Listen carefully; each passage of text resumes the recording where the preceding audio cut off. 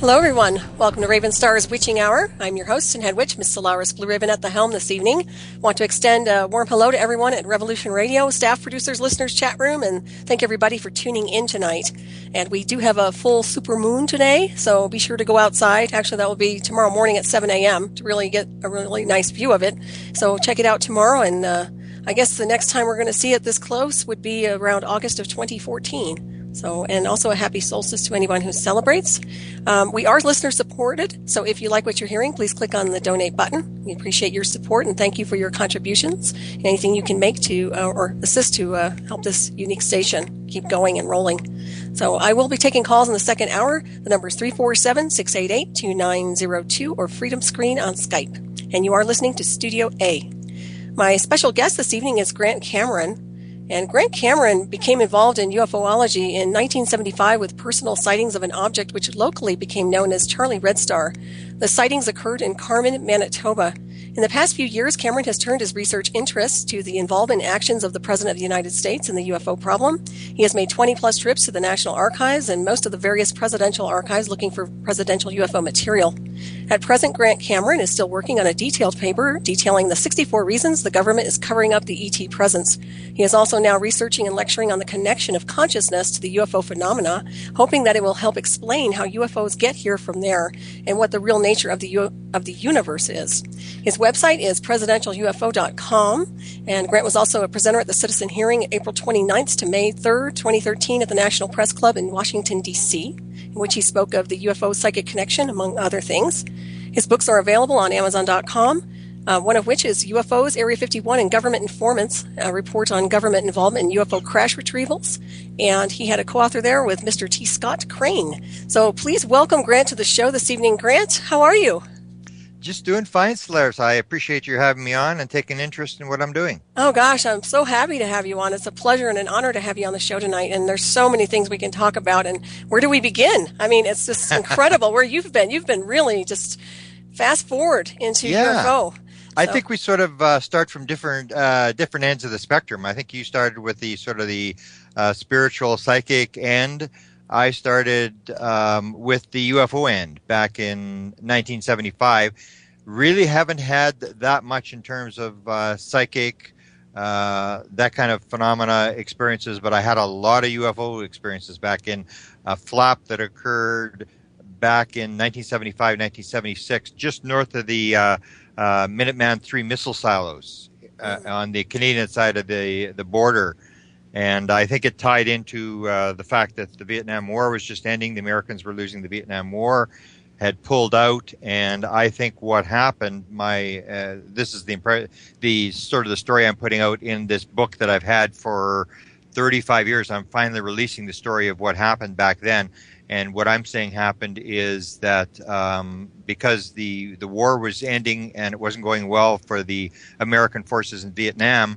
All the missiles went on some sort of alert that whoever was running the missiles was thinking about the fact that they may have to use the Minuteman III missiles, because what basically happened, I don't know if you're not quite as old as I am, but back in those days, the whole idea in politics was the idea of the domino theory, which is the whole idea about the Russians and the Chinese. The communists had taken over a number of various countries. A lot of the Soviet bloc countries had come under communist rule, and there was this idea called the domino theory, was that eventually the communists would just one after another, the countries would fall over, and eventually the entire world would become communist.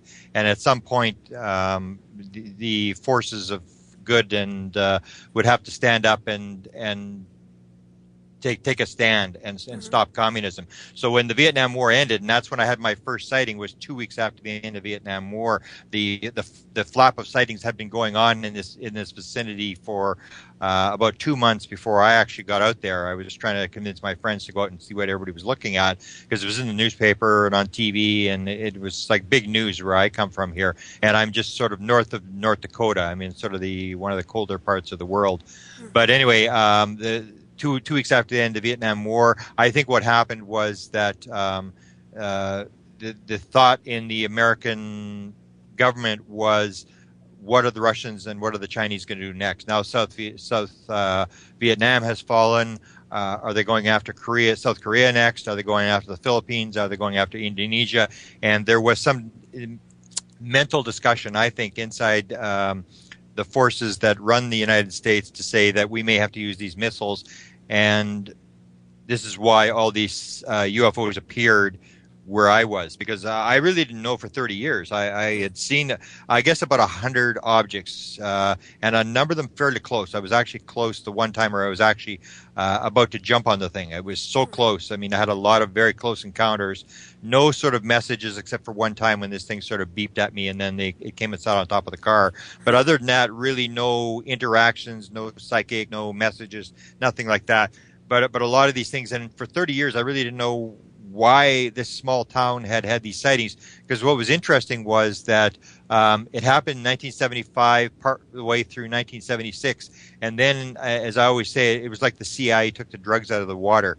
It was gone one day, and it never came back. And I went back to the guy who ran the airport there, who had more sightings than I did. He had about 150 sightings. He was sort of like the tourist guide for all the media and the people who were coming from. I live in a sort of a major city. This is a small town about 35 miles southwest. So all the people from the major city were coming down to try to see this thing flying around. And this guy was sort of the tour guide, so he had seen a lot. And when I went back, he ran the airport there, and I went back, and 30 years later, I was lecturing in Arkansas on how it had started for me and how this whole sort of thing had unfolded. I went back and I asked him, I said, Bob, I said, why were they here? I mean, after 30 years, why do you think they were here? He said, well, you know why they were here. And I said, no, Bob, I have no idea. And he said, yeah, I told you why they were here. You know darn well why they were here. And I said, no, Bob, in 30 years I've walked around. I have no idea why these things appeared in this small town, farming town with no major industry, nothing, and then suddenly disappeared one day. And he said, the missile silos. I told you the missile silos. He said he told an encounter of Air Force jets that actually had one captured over top of one of the Minuteman III missile silos, which come right up to the American border. So they come to within about 20 miles of where the majority of the sightings were, and there was actually some landings that occurred within miles of these missile silos.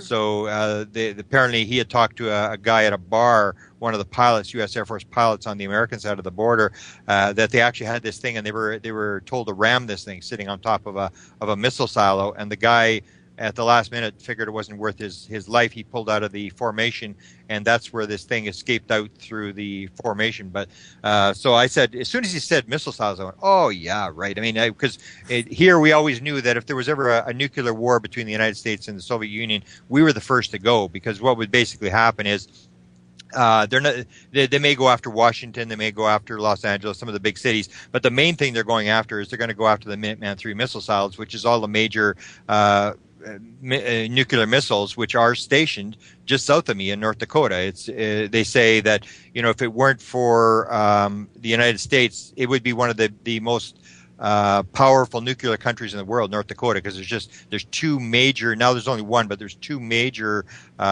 fields of nuclear missiles, and these are the big Minuteman IIIs that would take out the Russian cities and stuff. So if there was ever a nuclear war, this is the first place the Russians were gonna bomb, and of course every 10th missile is going to fall short of the target, and that's exactly where we were. We're only about 60 miles from the missiles, so we knew we were gone. If there was ever a nuclear war, we'd be the first city to go.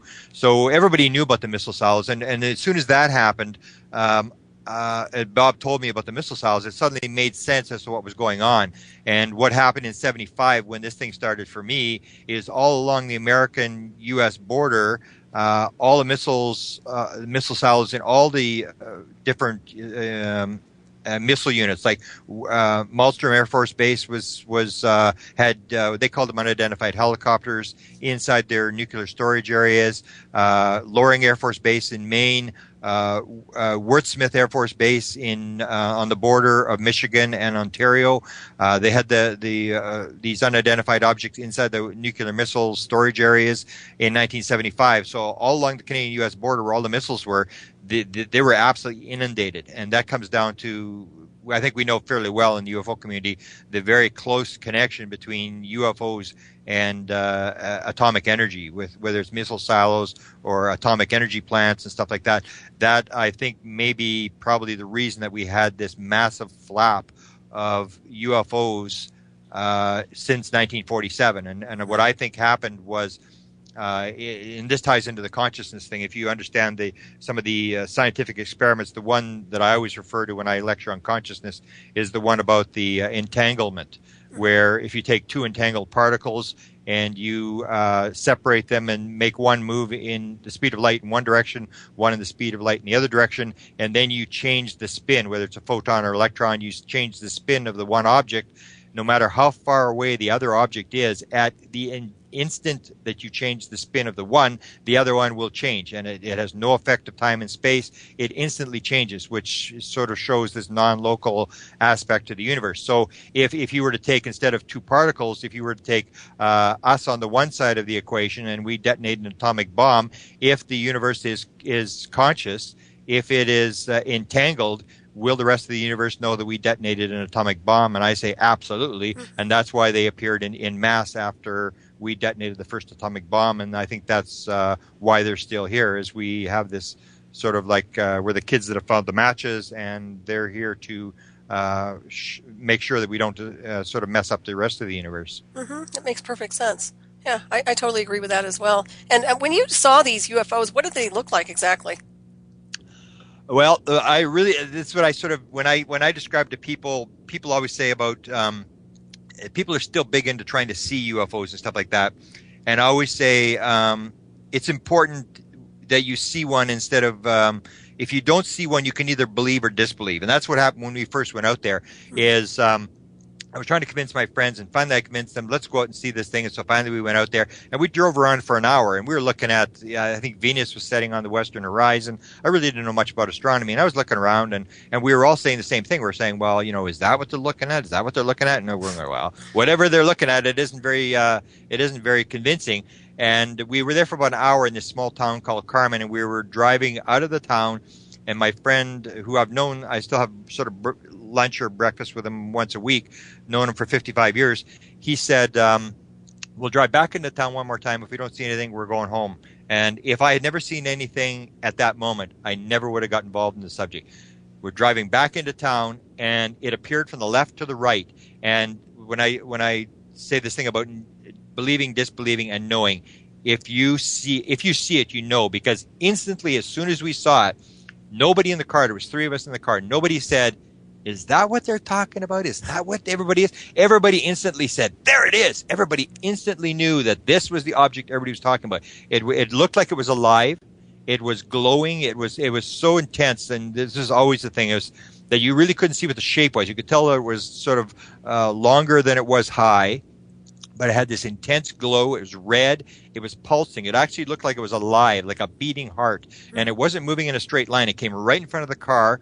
It was maybe it's hard to tell distance at night, but maybe a half mile, 3/4 of a mile in front of the car, coming across the road, very, very low, flying very, very slow, like much slower than a plane. It was just sort of, and it was bobbing. It was moving up and down. It wasn't flying in a straight line. It was sort of bobbing up and down.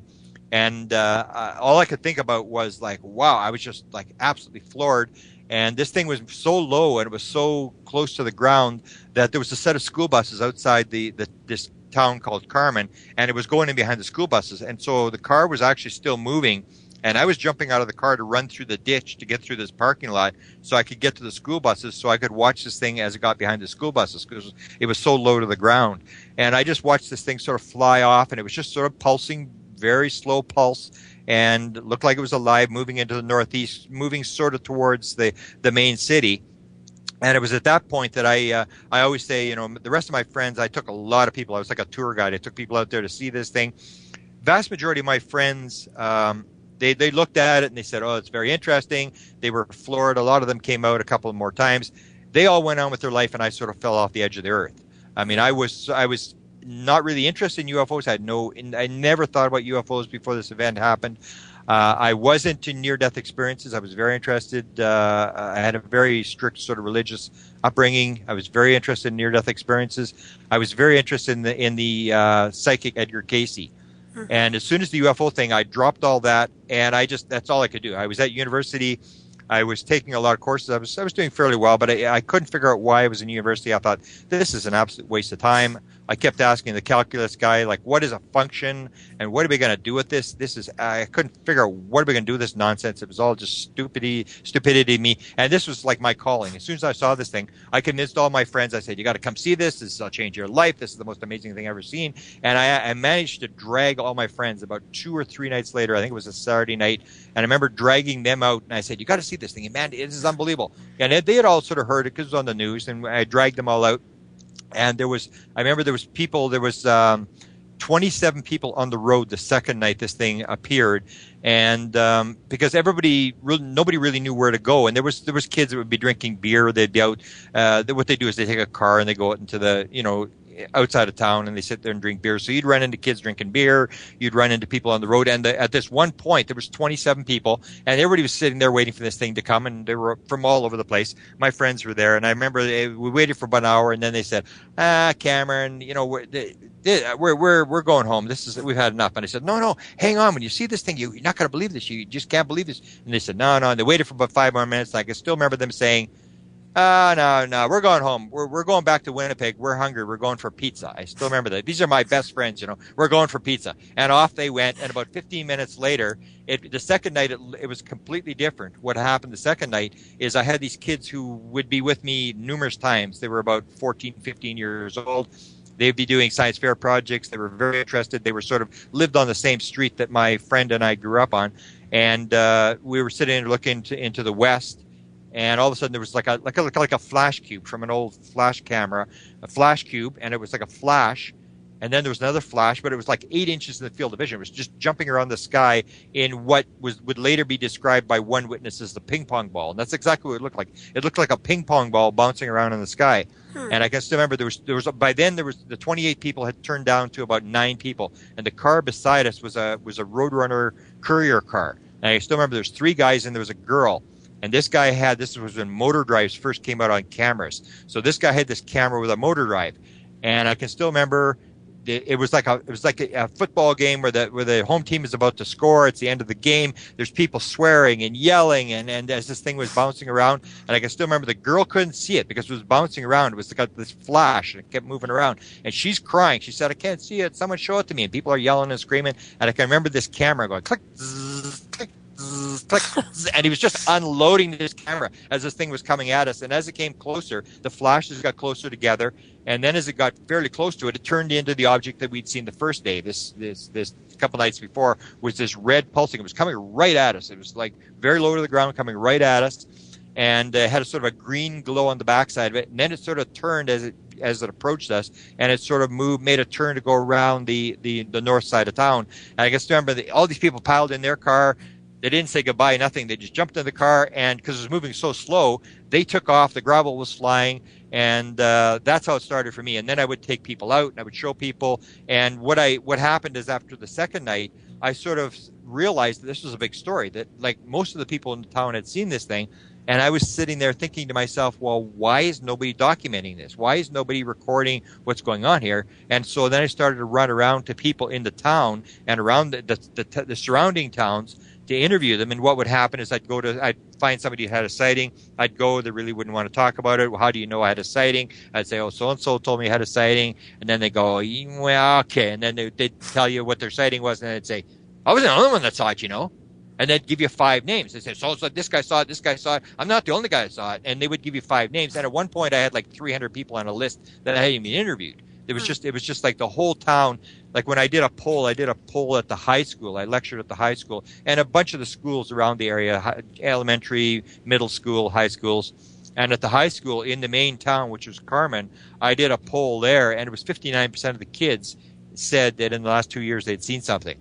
But if you go back there now, the story has sort of been forgotten. It didn't really catch on like Roswell or like some of the American places where there's been a big UFO event. I think if you go back to Carman now, I don't think majority of people would remember the story. It sort of just faded away, and as I said, like the CIA took the drugs out of the water, and that's where it ended. And maybe once I put the book out, and the only reason I'm putting the book out is to document it, which I say to people, whatever your story is, and I'm glad you're doing your story, is that the way I look at the whole UFO phenomena, the consciousness phenomena, the spiritual phenomena, is I always say to people, I believe that before you're born, you get a choice of about 3 different lives, and you get to choose which one you want, and you basically get things that you get to do and challenges, and you play your life according to what you know you're supposed to do, what you're supposed to achieve, and stuff like that. And I always say to people, I mean, you could have been picked to be one of the volunteers to go on the Titanic the night it sank, and be one of the people that sank with the Titanic. You could be picked to be one of the people who's a non-touchable in the slums of Calcutta, India, and spend the vast majority of your day in the junkyard, just digging through the junk, trying to find something valuable enough to sell to make money for food for tomorrow. And yet you and I and people in this field, I say, are very, very lucky that we are in what I call the Super Bowl of all stories. This is the most amazing story that's ever come down the pike. We're a part of this. We should feel lucky that we're a part of this thing. And what I always tell people, whether you've had a sighting, whether you're doing research like you are doing or what I'm doing, it's key for you to document that story, because 500 years from now, your friends may laugh at you, people may think you're crazy now, but 500 years from now, when everybody knows the reality of this story and how it happened, we're going to be like superhero people. Everybody's going to want to know what it was like to live at that time. And that's why I say to people, even if you had just a sighting, document it for your children, your grandchildren, to let them know that you were part of this and that you realized that this was this very significant story that was unfolding during your lifetime. Mm-hmm. Well said, Grant. I totally agree with that. Yeah, you have to document everything. And it seems to me, well, with the way the censorship is and how things have been omitted throughout history, I mean, people are forgetting. They are forgetting a lot of different things, and we can go on different levels with that. But you want to talk a little bit about consciousness and your application towards consciousness in association with UFOs? Okay, it sort of ties in, like that's where I say you're coming from I think from the other end back Right. towards ufology. I'm going from ufology to consciousness. And I've been in this game for a long time. It's 38 years. It was in May of 1975, so it's over 38 years now. And I started with just sightings. As I said, I had no psychic, no abduction type experiences, visions, psychic experiences, nothing. It was very clear, just sightings, a lot of them. And basically what happened to me is when the thing happened, I went and I documented all these stories from the people around the town. And I thought it was fantastic. And I go tell my friends, I go tell my relatives, and whatever. And it was like, yeah, that's interesting. So what else is new? And nobody could care less. And I went, and in the beginning of the story, when I wrote this back in 75, I already knew that sightings was a total waste of time. It's very interesting. It's very important that you yourself see something, because it gives you this reality that there is something out there. It's not just something you read in a book or see. It's very dramatic to see. But in terms of convincing people of what's going on, it doesn't convince anybody of anything. It's a nice story, as I say, to tell your grandchildren when you grow old and gray as to what happened when you were there.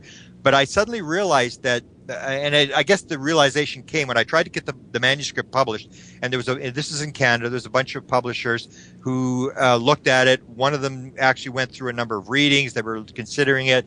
They decided not to. So I went to the local publisher. I'm in a city of about 700,000 people. I go to the local publisher who should have published this book, because this was a big story where everybody in this story knew this story. It was called Charlie Red Star. It even gave a name to this flying saucer. It was so well known. They used to advertise in the paper about it and stuff like that. And the local publisher, I still remember the rejection letter. It said, "Mr. Cameron, you may believe in this kind of stuff. Count me among the unbelievers." That was my rejection letter. And as soon as that happened, I said, that's it. And I packed the manuscript away and I said, this is total nuts. Now all I'm concerned about is I know what I saw. I know that if I know what I know, somebody has to know the answer to what I saw. So I started to look. And what I did is I tried to go to the highest level I could. So basically what happened was it was the synchronicities that you run into in this field. You've had them. I've had them. I had the first synchronicity. A guy who worked, my father was a pilot for the Canadian government. He was inspected runways and stuff like that. Somebody in his office happened to work for the guy who ran the Canadian government flying saucer program. And this guy had a sighting. It was a very insignificant sighting in the Carman flap area. And so I went to interview him, and he told me his sighting. I can't remember what it was. It was just some insignificant light in the sky that he saw flying around or whatever. And his name is Ernie Epp. And I still remember he said, well, he said, if you really want to know what's going on with flying saucers, you should research Wilbert Smith.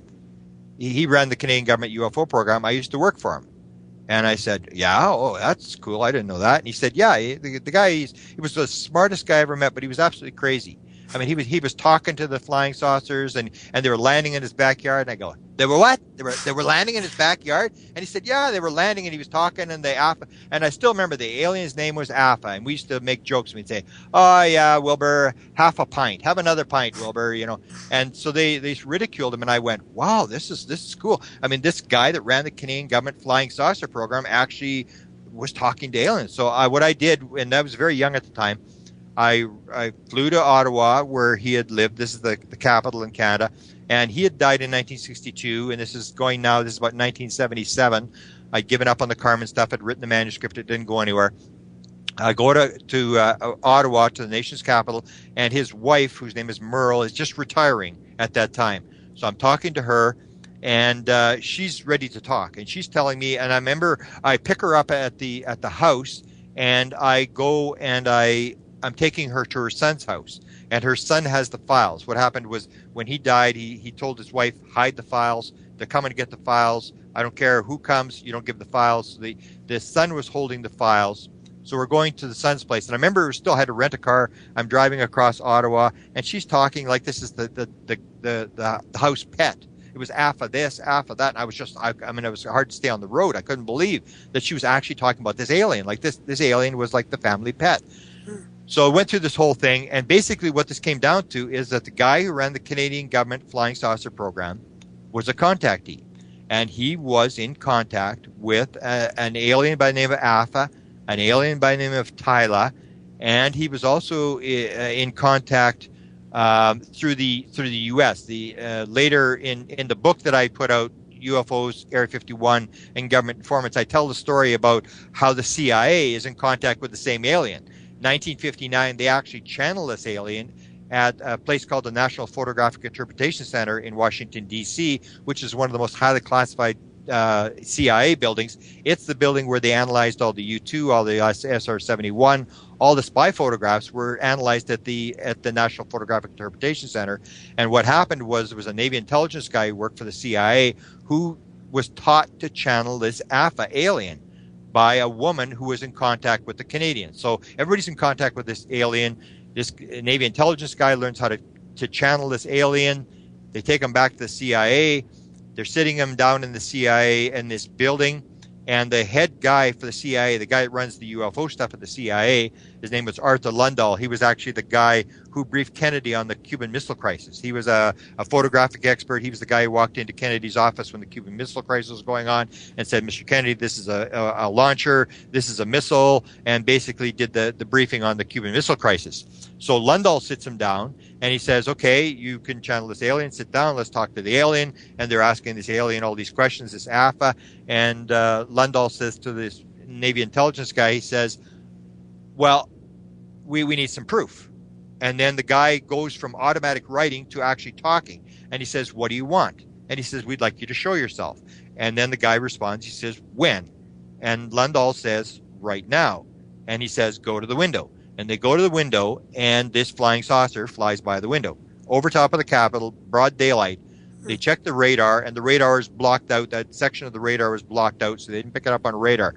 So what happens is, I go from the sightings to the Canadian government, to the guy who runs the Canadian government flying saucer program from 1950 to 1954, and he's a contactee. So I realized early on that it's not crazy to talk to aliens.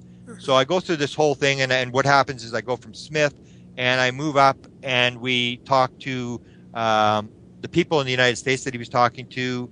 One of those informants leads us to the guy who was the former president of Penn State University. And this is the main part of this book, UFOs, Area 51, and Government Informants, that we put out, was this conversations we have with this Dr. Eric Walker, who is former president of Penn State University, which is the Ivy League engineering college in the United States. And Walker is a high-ranking guy. He's got 14 honorary doctorate degrees. He was chairman of the board of the Institute for Defense Analysis, the top military think tank in the United States. Very high-level guy. Second in command for weapon research in the U.S. military in 1950. Friends with President Eisenhower. Very good friends with Milton Eisenhower at Penn State University. So he basically tells us a bunch of stuff. I'm looking for his files after he dies, and that's when I get onto the president's. I figure I'm looking for Walker's files because he's thinking of handing some of his files to the Truman Library. I go to the Truman Library, and it was at that point when I got to the Truman Library, there was a couple of letters from Walker, but really nothing significant. And it was at that point I thought, well, man, I mean, I'm looking for the answer to this thing. This is the most important subject in the world. The president is the most powerful guy in the world, should know what's going on. I mean, what does the most powerful guy in the world know about the most important subject? So it was that point I asked the Truman Library, I said, well, what do you got on UFOs? And they said, well, we got to cut this document, really nothing. And so I thought, well, that's kind of weird. And down the road, this is in Independence, Missouri. I go down the road, which is in Abilene, Kansas, which is where the Eisenhower Library, and it's only maybe 120 miles. So I go there, and I have to do an interview. I do this formal interview to research there, and they tell me they got 5 documents out of 28 million pages. And it was at that point I go, like, something's wrong here. I mean, the president's got to know more than 5 documents. I mean, this is a major subject. And it was at that point I started chasing the presidents. And that was where I was sort of going until, and I've talked to you about this before, I have this enlightenment experience. It takes place a year ago in February. It takes place in February of 2011. Because I live in the coldest major city of the world, a lot of us have houses down in Phoenix. I don't have a house. I'm just thinking of buying a house, but we all go to Phoenix during the winter. And Phoenix hosts the UFO Congress, which is the biggest UFO Congress in North America.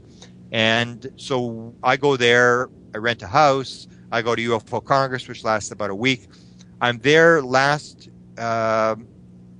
February, and I'm going to different lectures. And because there's so many different lectures and it goes on for so long, a lot of the lectures you sort of skip. You figure, oh, I'll go shopping, or I'll go across to the other side into the Arizona side, go to the library, just take it easy or whatever. I'm not going to listen to this lecture. And there was one lecture that was being given by Colin Andrews, who is the foremost authority in the world on crop circles.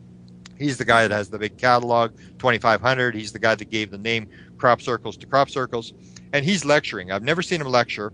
That was the only reason I went. I really wasn't interested in crop circles, couldn't have cared less. And I figured, well, this guy's the top expert. Let's go see what he's got to say. And I go into this guy's lecture, and he's lecturing on consciousness and crop circles. So I'm sitting in the lecture, and I'm watching this lecture, and he starts telling this story about, what happened was he got a lot of money from Lawrence Rockefeller, the philanthropist billionaire, gave him money. And what they did is they chased around with private detectives, a lot of people in the UK, to find out how many of the crop circles are real, how many of them are being hoaxed. And they would follow these people around to see whether they were hoaxing crop circles, and interviewed a lot of people. And he came to the determination, this is about a decade ago, that 80% of the crop circles were hoaxed. He made this public in the UFO community, and that was the end of his career. It was like everybody said he's working for the government, he's a snake in the grass, and that's where it ended until last February. So he comes, he's giving another lecture. He still says 80% of the crop circles are hoaxed, 20% of them are created by probably an alien intelligence, and the 80% that are hoaxed are also being made by the alien intelligence. They are telling the hoaxers to make the crop circles. And he presents this evidence about people meditating in a field, and then this guy who's creating a crop circle, who's hoaxing a crop circle, gets this idea in his head. He can't figure out where the idea comes from. He goes and puts exactly the thing into the field that these women are meditating. So he brings this whole scenario about how the aliens are controlling the hoaxers, and they're telling the hoaxers what to put down. When this happened, it was like an enlightenment experience. It was like the lights came on. 37 years. It was like, wow, I now know how this thing works. A lot of the things that had occurred through my whole career, I suddenly realized this guy said this guy said this. And what I did was deal with the highest level people. So now I'll take you back to the Canadian government. Wilbur Smith in 1950, what happened was he had the 2 books had been released. One was a book on a crash flying saucer.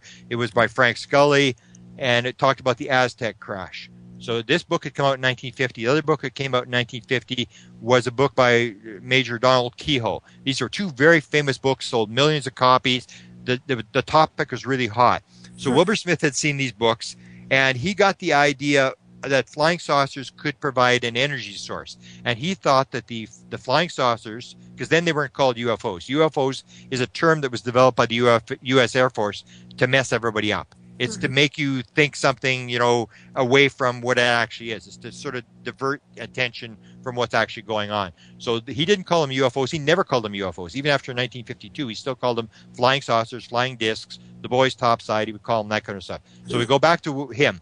So Wilbur Smith and a bunch of people in the Canadian government decide they want to find out what's going on in the United States. They've got this idea, the flying saucers are using the Earth's magnetic field. If we can develop this technology, we can develop this technology, get off oil, have a new source of energy, create an economy, do all this sort of stuff. So what they do is through the military attaché in Washington, D.C., the Canadians go down, they use the military attaché, they use the Canadian embassy, there's the ambassadors involved, the third secretary is involved, there's the military liaison, there's the guy running the Canadian military weapon research, whose name is Dr. Oman Slant, which is kind of important. I'll bring him up again in a minute. Oman Slant is involved. So what they do is they basically go down and they go to American officials, and they're basically saying, what's the deal on flying saucers? They write a memo. This is, I'd say, is probably the most important UFO document there is. We call it the top secret memo. It was written in late November 1950. And it's critical to remember that this is before any contactees, and contactees in 1950 were people who claimed that they were going for rides on flying saucers, they were interacting with aliens and the Space Brothers and all this kind of stuff. And this was before the abductees came forward. The first abductee report didn't come out until 1966 when Betty and Barney Hill, when their book became public. Until then, there was no grays, there was no abductions, there was that idea was totally, it was in no books. So this happens in 1950. Wilbur Smith goes to the United States. He gets all this information. He puts it in a top secret memo. It's filed with the Canadian government, and it doesn't get declassified till 1978. It becomes in 1978. It gets declassified. We read the document. What the document says is, we made discrete inquiries in the United States relative to the subject of flying saucers. What we were told is, number one, flying saucers exist.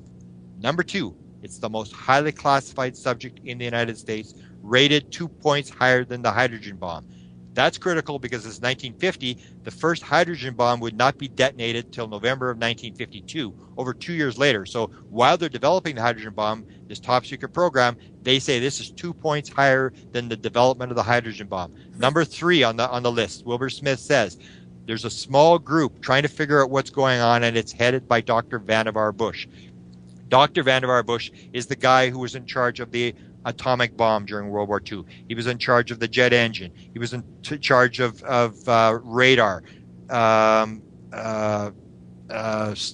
proximity fuse, all the developments of weapons during World War II that were done. He was the scientist that was in charge. And what they would do is they would grab scientists from various universities. Instead of putting them in the war, they would commission them to work on weapons. And they developed this system of weapon research where you took the best minds in the universities in the United States and you get them working on these weapons, and you had this development of need to know, that you only got to know what you needed to know, and you were able to develop very good weapons and keep them very secret. That's how the atomic bomb was developed, and the proximity fuse and the homing torpedo and all this sort of stuff. So Vannevar Bush, according to the Canadian document, they say Vannevar Bush, he was the science advisor to Roosevelt, the guy who was in charge of all the weapon development during World War II, is in charge of the program to figure out what's going on with flying saucers. The fourth thing that Smith says in this document is the Americans consider this very significant, the flying saucers situation. And the fifth, and this is where the consciousness thing comes in, for a number of years, until I actually saw this lecture last February 2012 in Phoenix, I had read this. I talked about the top secret memo to a lot of people. The very next line I left out, and everybody who talks about flying saucers still leaves out the very next line. What Wilbur Smith says in the very next line is, we were also told by American officials that there are other things that might be associated with the flying saucers, such as mental phenomena. And it appears that the Americans aren't doing very well, because they've asked that if we are doing anything in Canada, they're ready to exchange credentials and work with us. So if the Canadians are working on this mental phenomena thing, the Americans want to work on this. And the whole question comes down to, how did the Americans know in 1950 that mental phenomena was associated with flying saucers? Because as I said, there was nobody. There was no contactees. There was no abductees. There was nobody running around on the streets saying, we're got telepathic communication with aliens. And yet in this document, it says mental phenomena is involved with flying saucers. So how do they know it? The reason I say they know it is because 1947 or maybe earlier, they had a crash. And we know, I'm pretty sure in 1947, the Roswell crash, they had a live alien. And because they had the live alien, they knew that that alien was using telepathy. It couldn't talk. It was talking in people's heads. And we have a number of witnesses who describe this thing, the fact that they came in contact with this live alien in 1947 and that the alien talked in their head. So that's how the Americans knew that mental phenomena was involved. And the other thing I think that they knew that mental phenomena was involved is this whole idea that, and I'll get to it in a second, is that there was no controls inside the ship. So they suddenly realized that there was no steering wheel, there was no, they were doing it somehow else. And that's when it came down to this idea that they were using their mind to fly the flying saucer. So in 1950, they already knew that, but they couldn't crack the mystery. And that's why I think it's so important what you're doing, is because you're working on this telepathic whole connection, and you're working it from the other end back, that you sort of got tagged in this program that they're working on that I say already started in 1950. So while I'm sitting in this lecture, it suddenly pops into my head, that's what they're talking about, that mental phenomenon. And quickly, as soon as the lecture's over, I go and I check them. I get on the internet and I check the top secret memo, and sure enough, there it is, mental phenomena. The Canadians were told mental phenomena was involved. The second thing that occurred, as I said, we went from the Canadians, and what we tried to do is find out what the Canadian sources were. The one source was a guy by the name of Dr. Robert Sarbacher, who was a military advisor to the U.S. military in Washington. He was sort of like a freelancer in Washington. He ran the Washington Institute lab there. And the Canadians interviewed him at the Canadian Embassy. And he related a lot of material that, yes, this is for real. We don't know where they're coming from. We just know we didn't make them. And that gives this material to the Canadians in an interview. He's the guy that identifies Dr. Eric Walker, because what happens is he's interviewed, and the interviewer says, well, what happened? And he said, well, there was a crash, and there was a set of briefings at Wright-Patterson Air Force Base, and a bunch of the scientists were invited from Washington. I couldn't go. He was working on the DEW line for the Russian missile stuff. He was working on the radar, the DEW line in Canada, running a bunch of engineers, so he couldn't go. But he was in a Navy office in Washington, D.C., and he was listening to the people coming back from Wright-Patterson Air Force Base, and they were telling him of what they were discovering, what the aliens looked like, what the craft was, all this sort of stuff. And he said he remembered that the metal was very strong. It had been analyzed. The aliens were insect-like in nature. But other than that, he was just hearing stuff from other people. So the interviewer says, well, who was there? And he names off Bush, who was running the program. Well, Bush was dead. He named von Braun, who did the man to the moon. Well, he was dead. Von Neumann, who sort of invented the computer, he was dead. And the guy says, well, is there anybody that still might be alive? And he said, well, yeah, there was this one guy. I think he's still alive. He was from Pennsylvania. He was a real arrogant guy, who thought he knew everything. He went to all the meetings, and he knew what was going on. And we track it down. It turns out to be this Dr. Eric Walker. A bunch of researchers phone him. The first researcher phones him and says, I understand you were, Dr. Robert Sarbacher said you were at a series of briefings at Wright-Patterson Air Force Base, and that dealing with the recovery of extraterrestrial craft and bodies. And he said, yeah, I was there. Why do you want to know about that? And the guy freaks out. What do you mean I want to know? This is the most important subject. And so for 8 years, I lead a team of investigators who are pressuring Walker. And this is when the second consciousness thing pops into my head in Phoenix. We're interviewing this guy. I'm not interviewing him, but I'm sort of I'm giving the names to different people, and they say, I can get him to talk.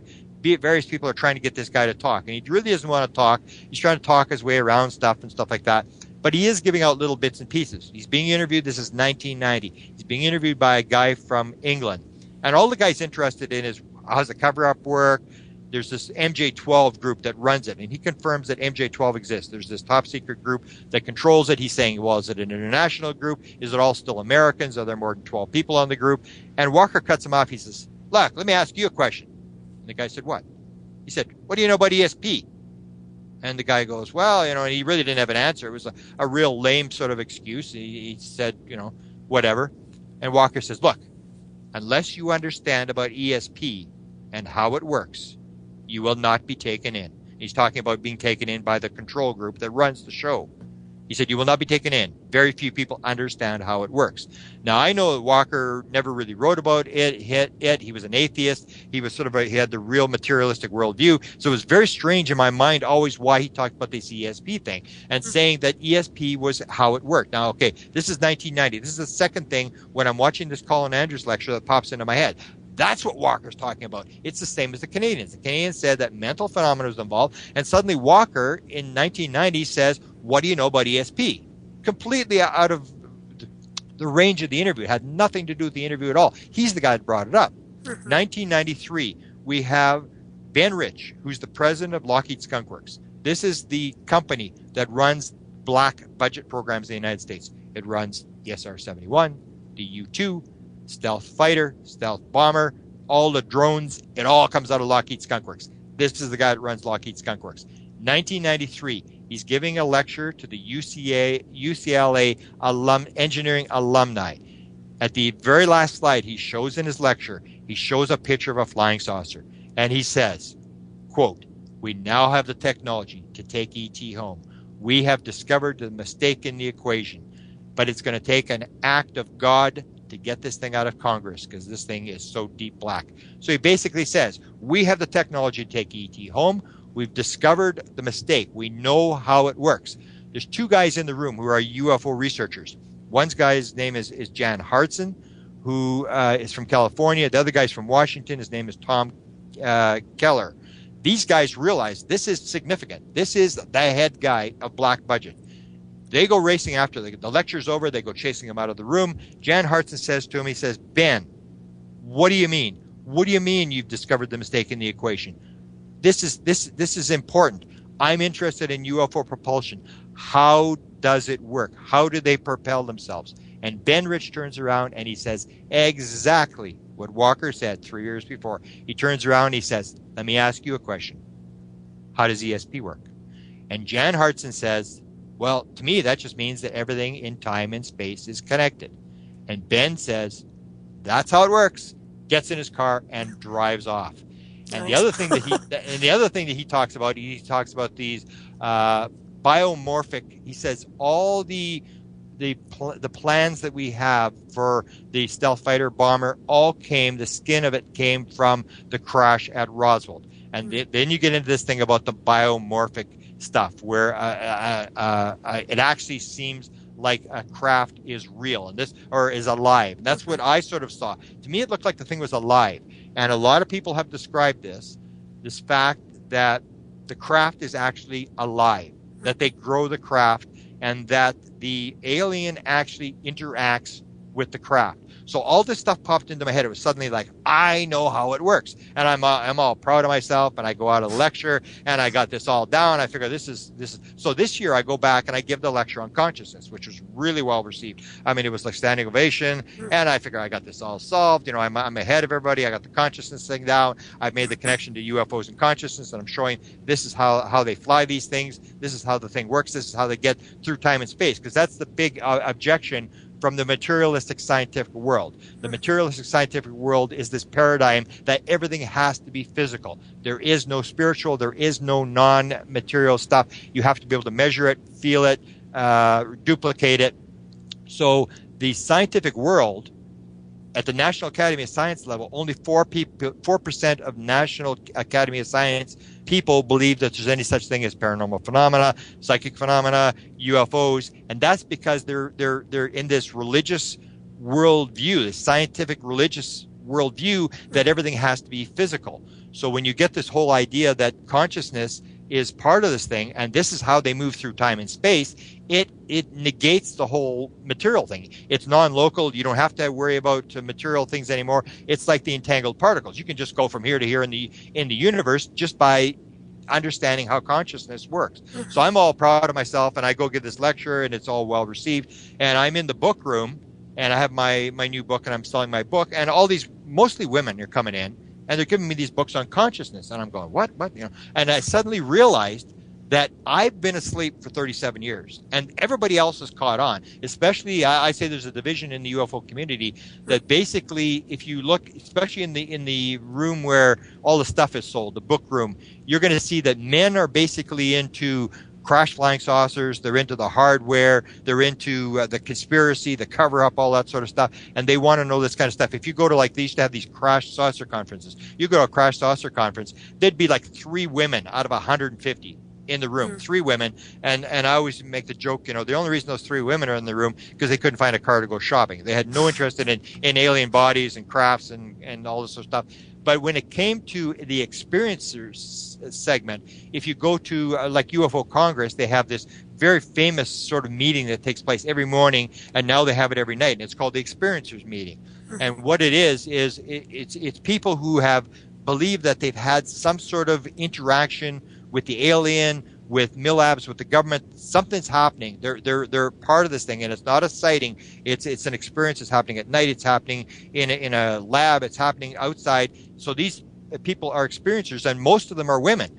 And if you do UFO lecturing like I do, the last thing you want to do is lecture first thing in the morning, because usually everybody's been up till 3 o'clock in the morning talking, and everybody skips the first lecture.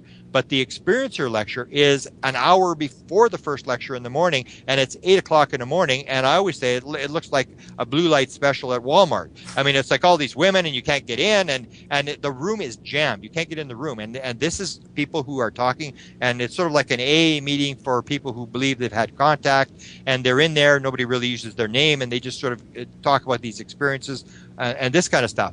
So that's where I sort of realized that a lot of the UFO community is sort of into it, but what I found even in the consciousness community, because once I made this connection to the consciousness thing, the consciousness podcast people picked up on this, and there's a couple very big podcasts, and they interviewed me. And what they would do is, I realized that there was a division between the world of consciousness and the world of UFOs. It's the same as there's a big division between science fiction people and UFOs. They don't get along.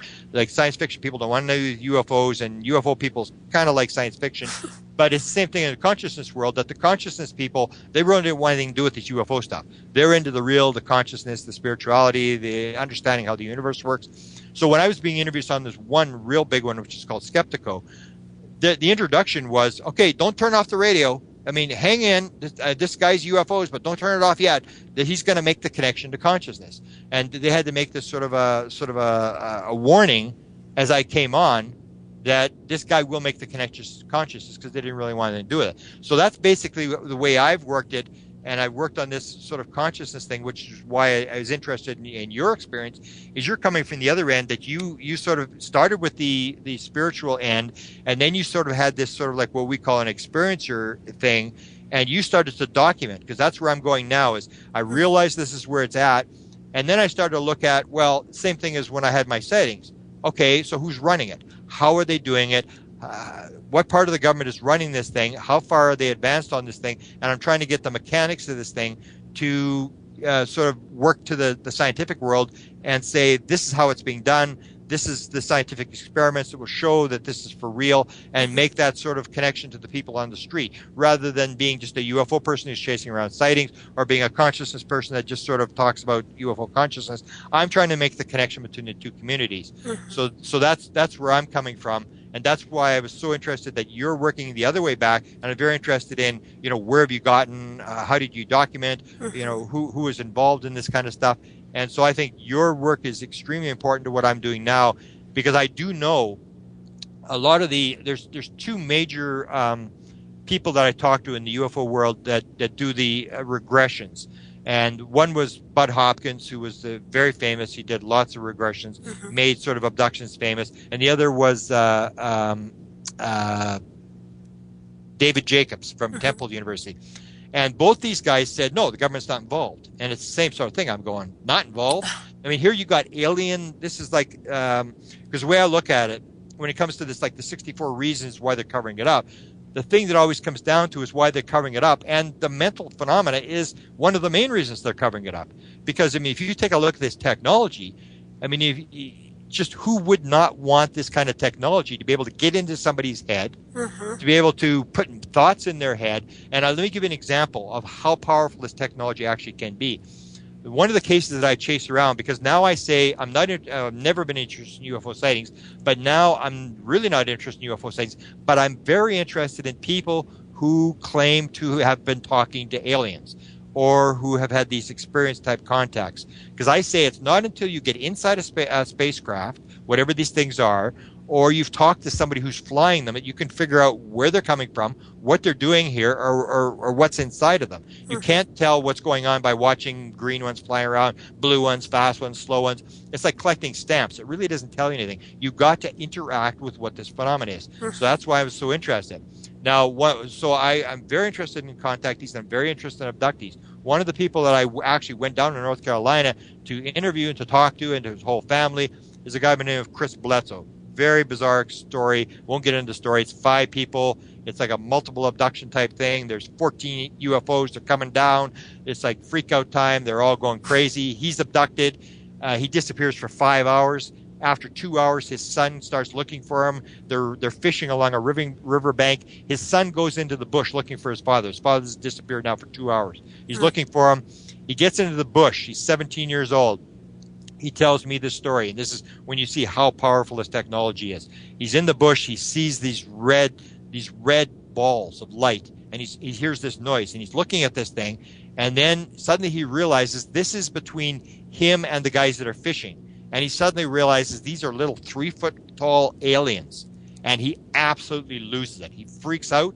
He starts crying. He starts screaming, except he cannot utter a sound. He said, in my head, I'm screaming. I'm crying. I'm freaking out. He said it was the most horrifying experience of his life. And the one alien is looking at him, and the other alien is picking up beer cans. They're in a sort of a camping area where, you know, they have fires and people are throwing beer cans. So the one alien is picking up these beer cans and bottles and dirt and stuff, and he's looking at this kind of stuff. And the other alien is doing nothing but looking at him. And as long as the alien is looking at him, he's got these red eyes with these sort of like things going up and down on the eyes, like sort of blinds going up and down on the eyes.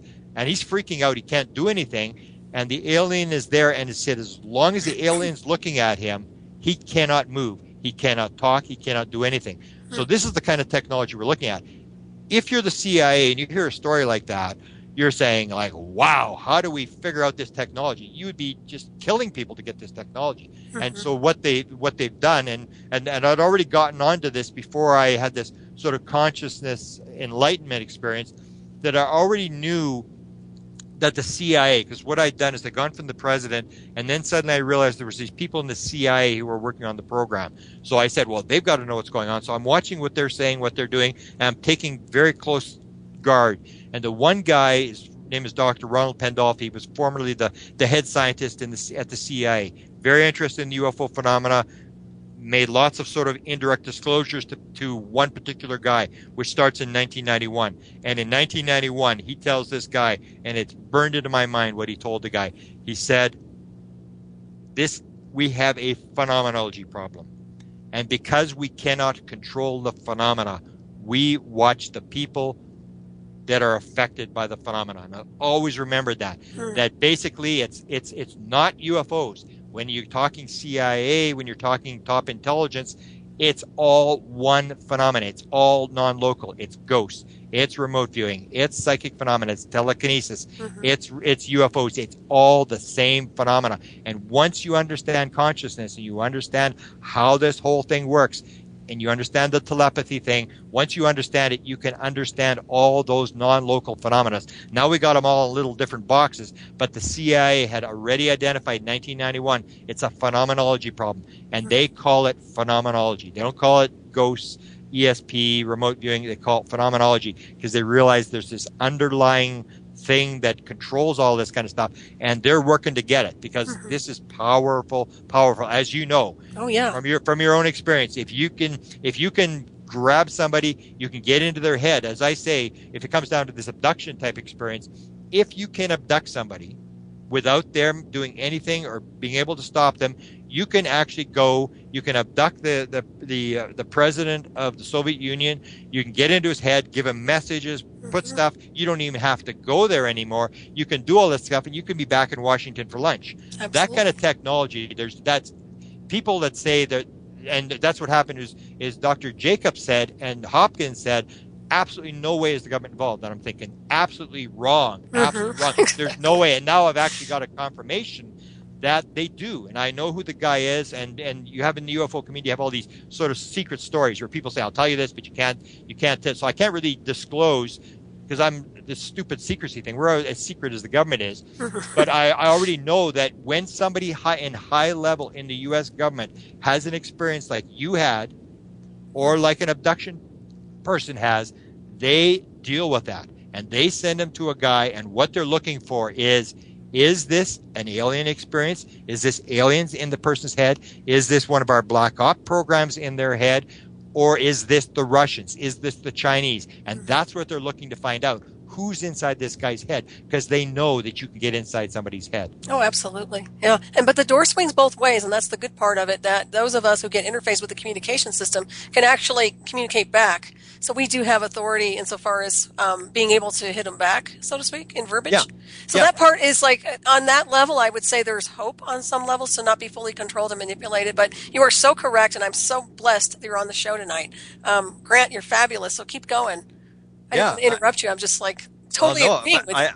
I think we're basically on the same wavelength. I mean, I only got into your stuff like a couple of days ago. I'd gotten very interested in you reading your stuff, and then I got the DVD. But I've been on the road almost for like 3 months, so I had it there, and then I figured, well, I better get. And then when I saw your DVD, I'm going like, oh my goodness, this was one of these enlightenment experiences. I'm going like, wow, this girl is actually documenting what I'm trying to document at the same time. It's this whole experience of how does this thing work. I realized the consciousness thing was the basis of this whole thing, and then trying to work it back because I've only been in it for like a year and a half, whereas you've sort of spent your life doing this, and so but I've gone sort of full circle because I sort of started here with the near-death experiences, so I understood this sort of the importance of the psychic element in the human makeup. And the fact that there was a non-physical element, but when it came down to this, it's sort of like there's almost not enough hours in the day to do all the things that I want to do, and you start running into these synchronicities, like some of the stuff that I sent you. And when I do my consciousness lecture, I tell some of these stories of this really bizarre stuff that people think we really don't understand consciousness. It's all a material world, and my lecture is more and more turning into this sort of an anti-materialistic world lecture to say, if you think this is a materialistic world, take a look at this and take a look at this, and you think that this is all happening by chance, give your head a good shake. And the one that I'd sent you was when I was back in the 70s, to show how this comes full circle. I remember I'd done a paper when I was at university, before I got into the UFO thing. I did a paper on, I took a course on near-death studies, and all you had to do for the course was do a paper. So I went to the hospitals, and I was doing the near-death studies, and I'd ask all these weird questions. So I had like a poll, and I would deal not with the doctors, the nurses, because they all have the vested interest in protecting the confidentialities. What I do is go to the chaplain, because the chaplain was always the guy that called in at the last minute. And there was no BS with the chaplain. It was like, you get called in, the guy's dying. There's no time to do anything. It's like comfort the family. You're dealing with real life. There's nobody lying. There's nobody making up stories. So I wanted to deal with the chaplain. So I dealt with all these different chaplains, and I'd ask questions like, is there ever a miracle? Do you ever have, somebody is near death and suddenly, at the very end, it's like, pop, they pop up and they walk out of the hospital. And then I'd ask questions like, anybody ever predict they were going to die? And anybody ever say they're going to die and they died exactly when they said they were going to die? And then, of course, anybody ever near-death experience? Anybody ever have someone to come to visit them before they died? So I had done this whole paper on this whole thing. So I knew this connection to the non-physical element, that these people did answer all these questions in the affirmative, that all this kind of stuff does happen around dying people. And so when we went the full circle, now I'm sort of back to this whole thing about this sort of the non-physical element. I already knew it was there, and realized that the reason that we're not accepted, whether it's remote viewing, psychic phenomena, UFOs, is because of this real sort of adamant insistence by the scientific community that it is a materialistic world, that it's like a machine, and there's nothing behind it, there's no intelligence behind it. And you get this when you start looking at UFOs, and when you start looking at some of the things that happen in evolution, you start realizing that there is piles of stuff that's totally unexplainable. And the one I had in the 1970s, the one I used in the paper that I did, was one that fascinated me back then, was this thing about the sponges, where you sort of have the idea that everything's a machine, you break up the machine, that's the end, that consciousness, if you have the brain, once the brain dies, the consciousness is like the light for the light bulb, the light goes out, that's the end of consciousness, doesn't survive death. And so I had this one experiment that I quoted, and this is back in the 1970s, this was pretty prominent already, was this thing with the sponges, that you can take a marine sponge, and you can take it, and these things grow, they're growing, and you can actually cut it up into pieces, and then you can grind it up, and then you can push it through cheesecloth so that you disassociate all the molecules of the sponge, and just grind it all up, put it through a syringe, put it into a petri dish, and leave it there, and in 3 weeks, the sponge will grow back together again. And that just fascinated me. I remember that just blew me away. And then the one that I have now that comes full circle, it shows how powerful this sort of idea that the universe has fields, and it has a sort of a mind behind it that basically patterns how things are developed. And the one that I had sent you I guess it was yesterday, this one about using the rat neurons, where they take 25,000 neurons from a rat brain. And this is at the University of Florida. And they take them out, and they put them on a petri dish with gold electrodes on there, and they put the neurons in there, and then the neurons start to reconnect, as if there's something behind. There's a field, like Sheldrake, who's my hero in science. Rupert Sheldrake talks about this morphogenetic field that controls all this kind of stuff, and these neurons start to reconnect, these rat neurons. And then they start to feed this material from an F-22 Raptor jet fighter simulator. And they feed this material into this, what is now sort of a mass of interconnected neurons from a rat. And they're actually able to fly an F-22 Raptor simulator with 25,000 neurons from a rat's brain. So you can imagine if that's happening, this is 2004, if you can imagine that's happening then, you can imagine what the black world is doing now with this kind of technology. And the whole technology is that there is a field, that there is a consciousness field. And if you understand how it works, you realize that the brain is not, all the brain is like a TV or like a radio, and that the mind, the consciousness is outside the mind. And that if you can control this whole thing, you can actually get things that are alive, that you can interact with the machine. And that's why I think in your case and in the case of the UFO thing, why they're so terribly interested in this whole thing is this sort of mind-brain thing where they can interact with machines, where they can actually, and because they knew right in 1947 that they were dealing with one of these sort of a morphic type machine that was actually alive. And so they've been working on this whole principle now, and you can see with this thing with the flying the F-22 with these neurons from a rat's brain, that they're getting pretty far along, because this is white world technology. It's 10 years old, and the black world has got to be way advanced from this kind of stuff. And again, you have what did Ben Rich say in 1993? We've discovered the mistake in the equation. We now have the technology to take ET home. They know how this consciousness thing works. And the thing is, for you and I, is to push our end of the envelope to get it to the public before the wacko guys on the other side use it for theirs, because whatever it is in the universe can be used for good or evil. I believe I'm sort of falling into this idea. There's no good, there's no evil. There is just events that happen in the universe, and depending how you deal with it, you can make it good, you can make it evil. It has no meaning in reality. So you can take a thing, and I referred to you the other day, this thing about what we have is we can either push it to the good side or let them push it to the bad side. And it's like the same thing with the atomic bomb, that it's not that people who are doing it are evil people. They just think they're doing the right thing. It's like the people who dropped the atomic bomb in the Enola Gay. There was 9 of them. They grew up and thought they had saved the world. They raised families. They were very proud of what they'd done. They were very happy. They thought they had done the right thing. So it's all relative to where people are as to what's good and evil. And that's where I think that you and I are on the idea that we understand universal consciousness. We understand what this is supposed to be used for and what it shouldn't be used for. And so you and I have to push what we have and make public what we have to enlighten the people so they don't follow the other side. Agreed, 100%. Yeah, it's that symbiotic relationship, too. We were talking about David Adair and that connection he had. It's the same thing with that consciousness in motion, but it's also that interconnected energy between a different type of extraterrestrial and a being, and a human, which we call a human, but yeah.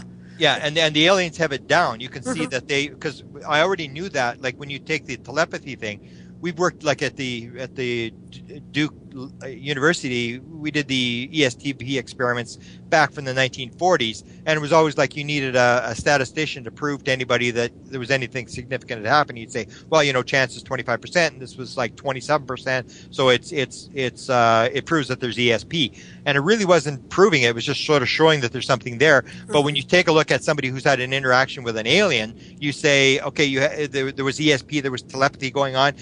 Was there any noise in the signal?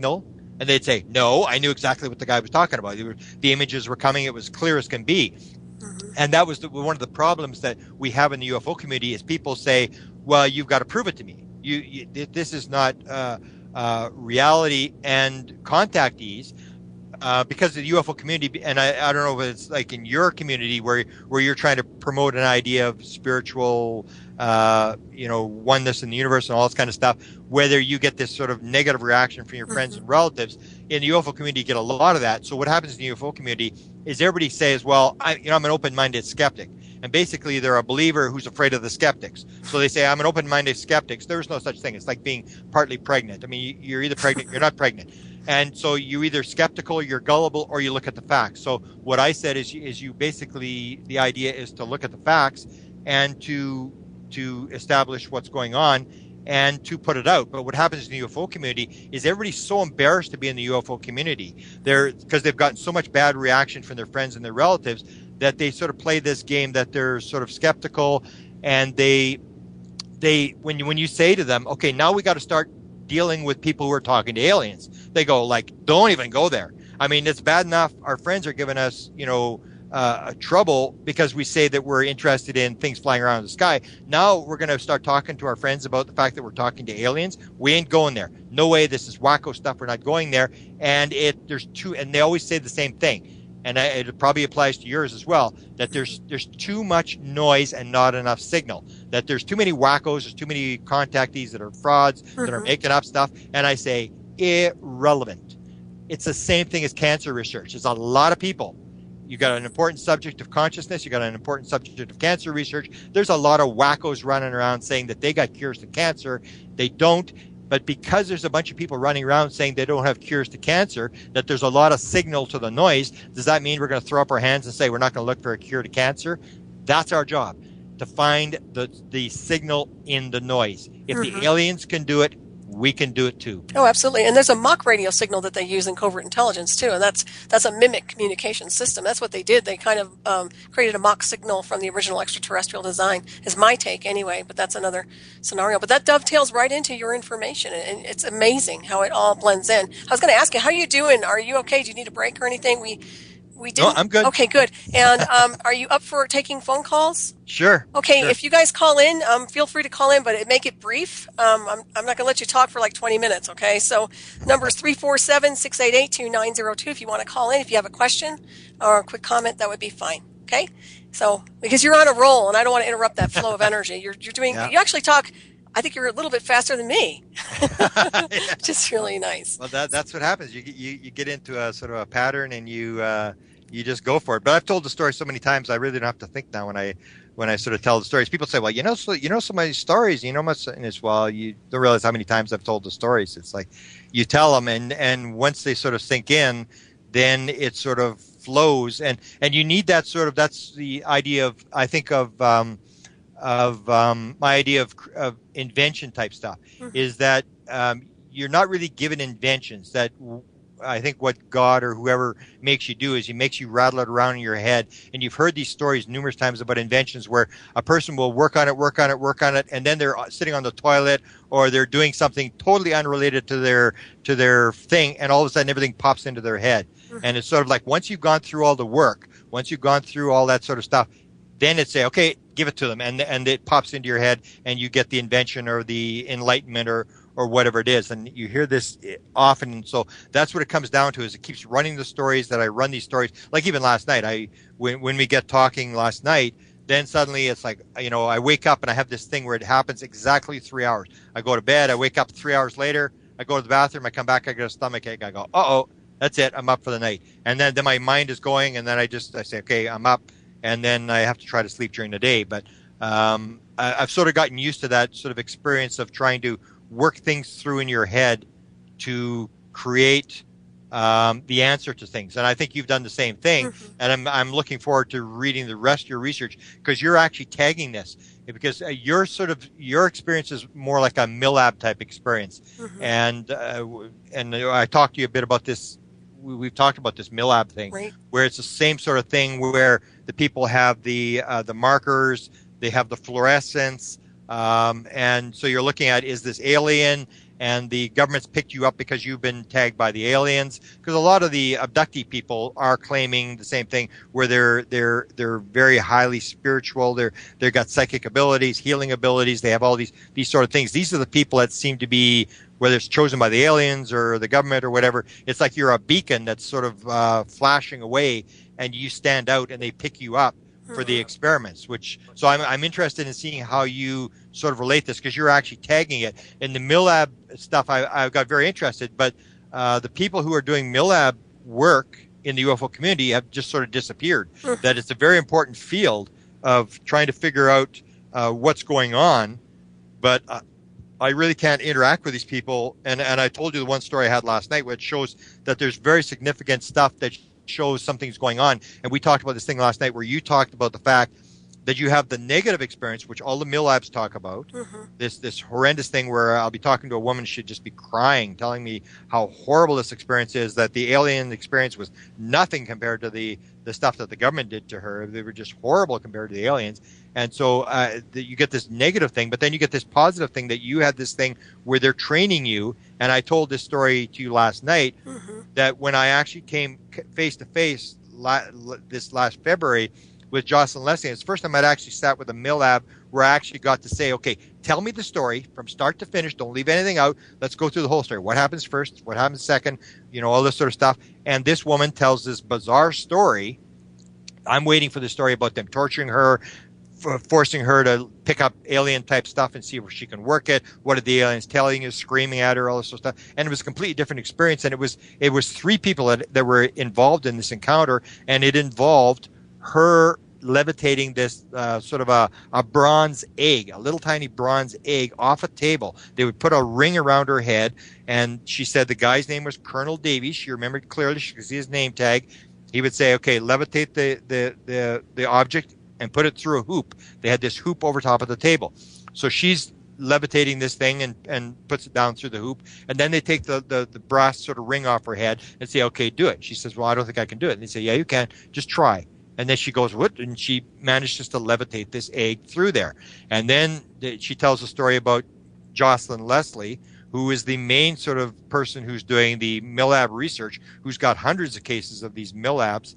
And I don't know where she's gone. She's just sort of disappeared. But she goes into the room next, and Jocelyn Buchner is sitting out in the sort of the room outside, and she can hear them I guess they're telling Melinda Leslie to do the same thing. And Melinda's saying, I haven't slept for 2 days, but you think I'm going to do that? You got another thing coming. And she's basically, they're telling her to levitate this egg thing. So it basically comes down, and then I run across these encounter people who are telling the same thing. These little kids who are being taught to levitate 3 different color balls, and depending which color, they're harder to levitate. If you're on there, can you mute? You have a caller here. Excuse me, 940. Yeah, hey, how you doing, Hi, Solaris? hi. How are you? You need to mute, please. Your background noise. Yeah, I just did. I wanted to find out if I was.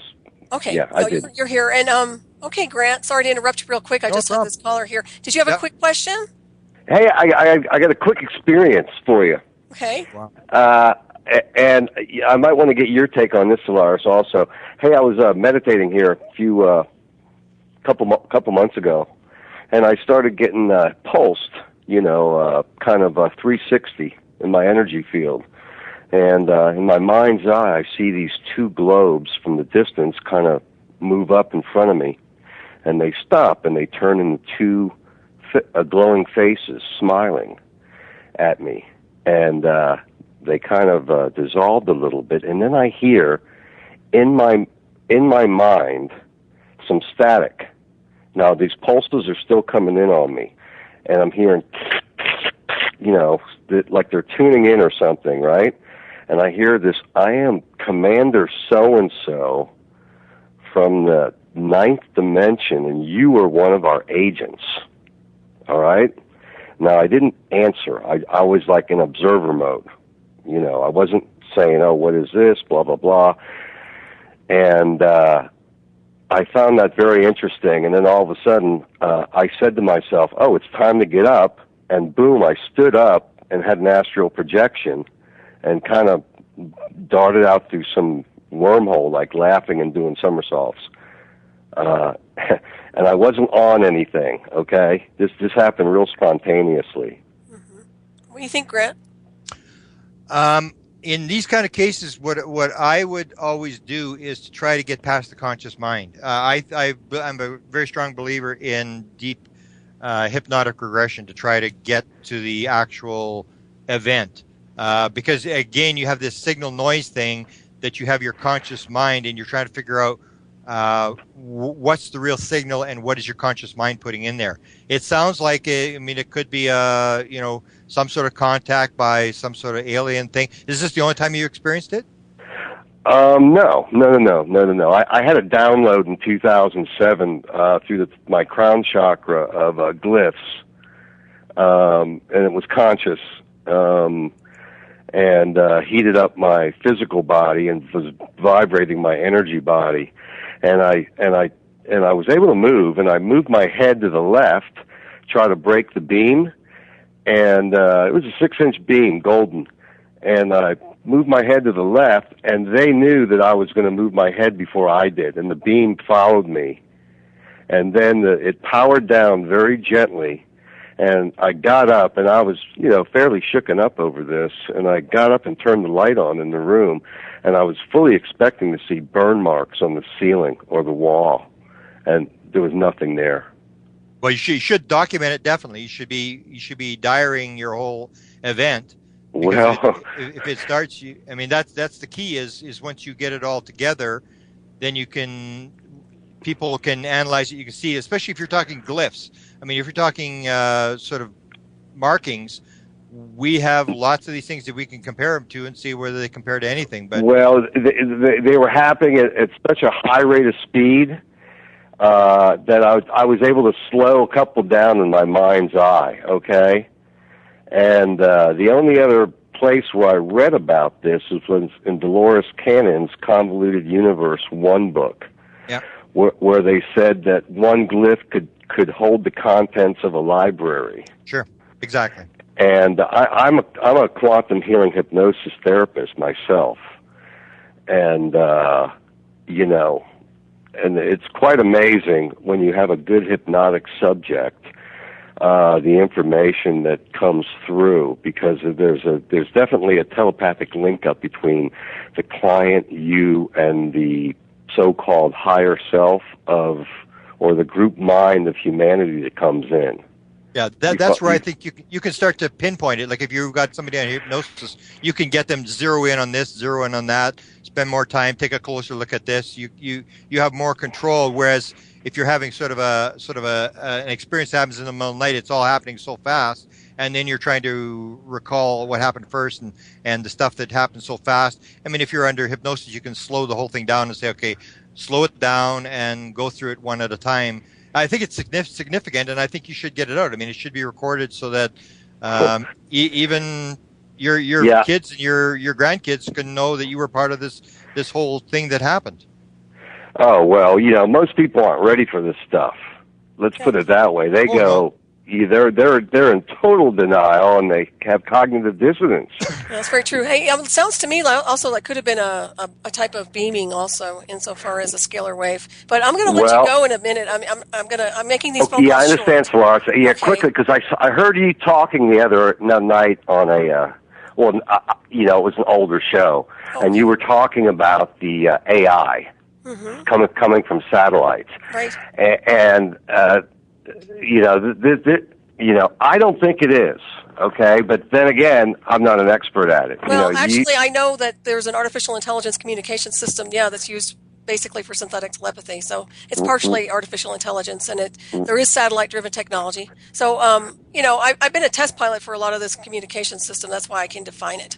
But, right. That's all I can say. Okay, well, it's great listening to both of you tonight, and I'm really enjoying it. What's your name again? I'm in Neo in the chat room. Okay, I don't want to give my name, okay? Okay, nice to meet you, and thanks for calling in. I do appreciate it. And okay, thank you both. Thanks. Bye-bye. Bye. All right, that's interesting, huh? Yeah. Again, I think that, I mean, you ask him some questions and it gets a little more elaborate and a little more elaborate. I think he has to record it. I think you have to. Oh, yeah. You've got to get it down in case you suddenly get some sort of enlightenment and you suddenly figure what's going on. You've got all the rest of it. I think it's significant unless everybody puts all their material together. That's one of the problems I said. We have this problem where in the UFO community, I have 4 people I know who have had conversations with the President of the United States on UFOs. I know another person, a story about a general touching a craft that was alive.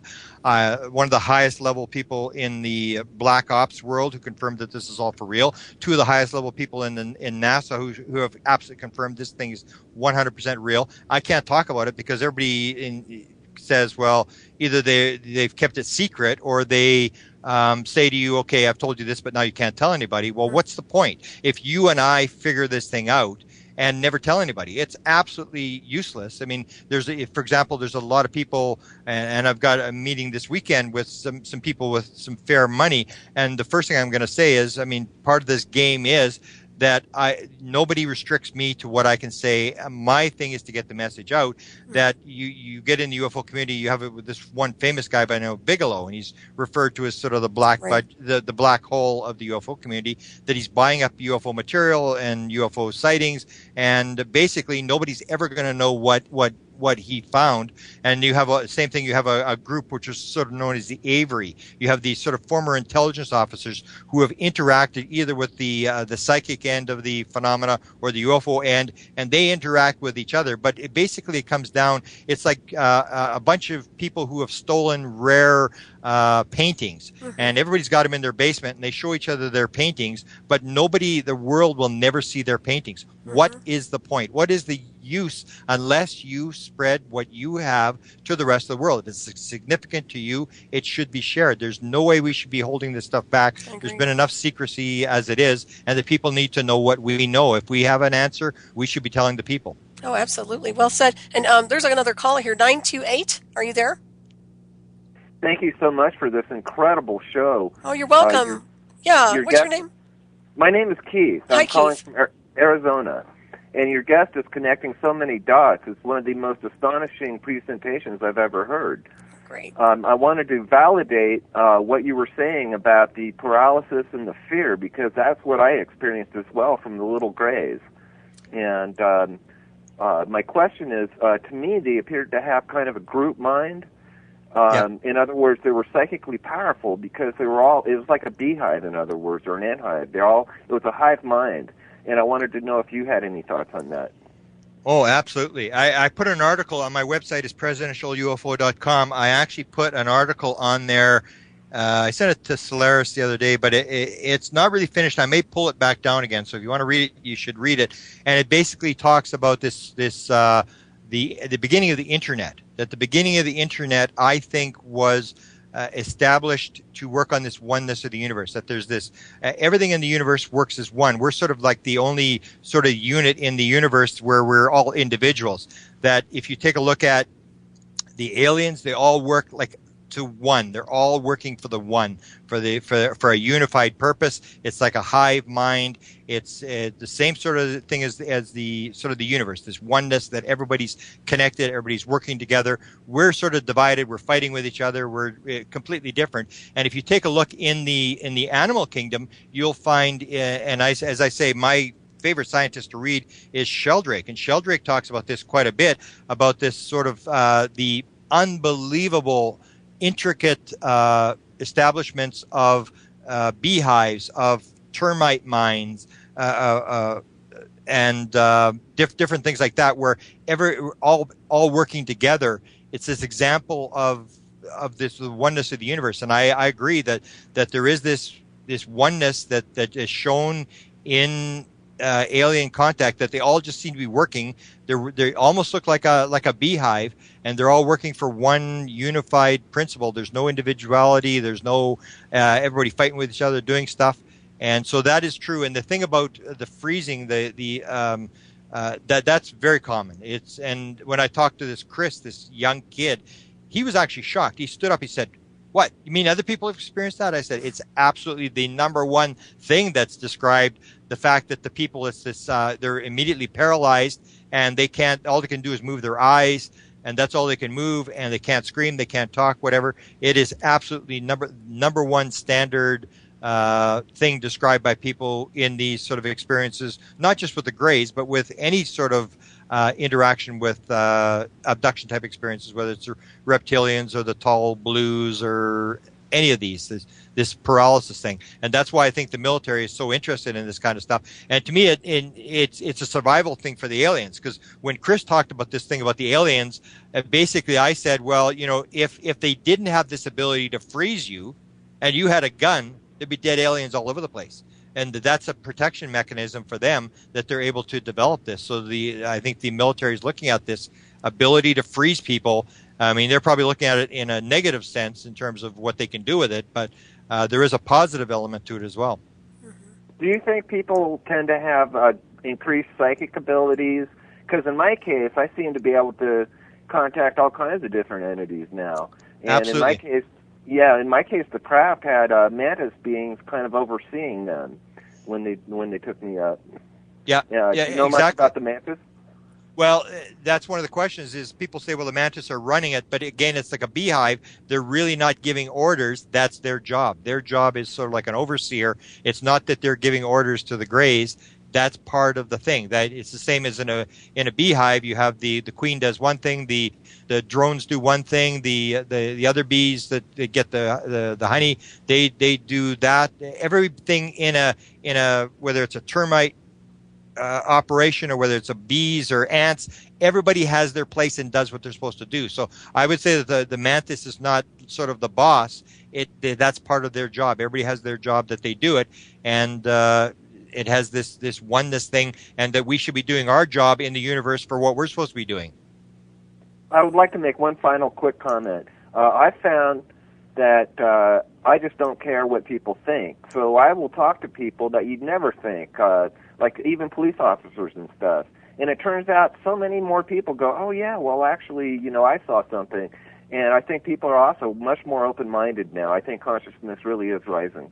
Thank you very much for your time. And thank you for calling. I really appreciate it.